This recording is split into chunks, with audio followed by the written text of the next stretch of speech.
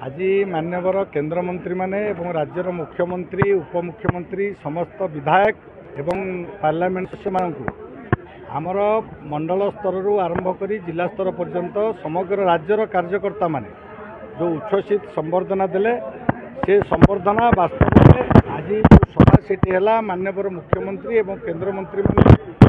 जो कथा उपर गुरुत्व देले 4.5 कोटी ओडिया जो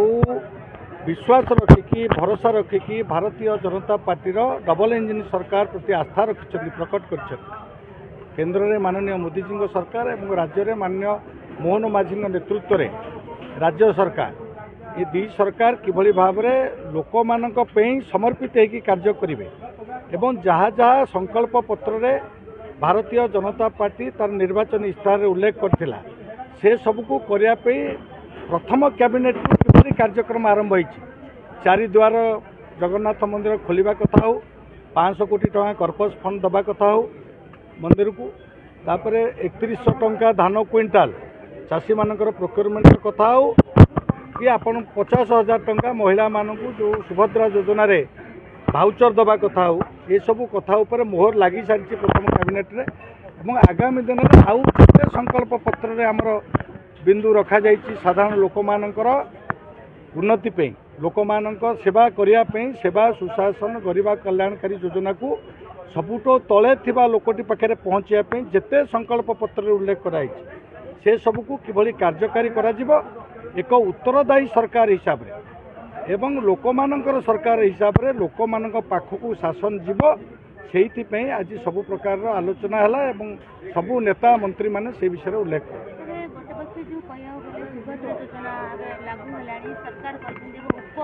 मुख्यमंत्री जी प्रभाती परिणा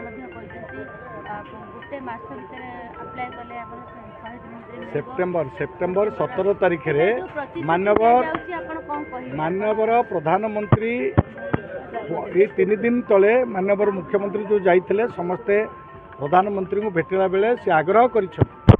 निजे आसबे ये 5 लाख महिला मानकर समावेश हम ओडिशा रे एठो सुभद्रा योजनार शुभारंभ हम एवं पूरा तार जहाँ जहाँ पारपुण्य से सब विषय आपण मैंने जानी माननीय प्रधानमंत्री कर कमल यहाँ शुभ उद्घाटन हम सुभद्रा योजना 24 वर्ष सरकार जहाँ तो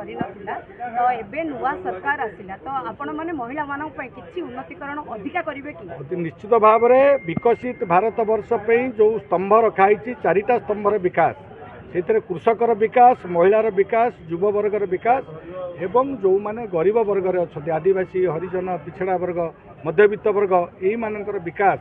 मोटामोटी समाजर सर्वांगीन विकास करने समस्त विकास करने विकसित भारत वर्ष जो स्वप्न मान्यवर मोदी जी रखिंट ताकू सफल करने राज्य सरकार तदनुजाई कार्यक्रम नब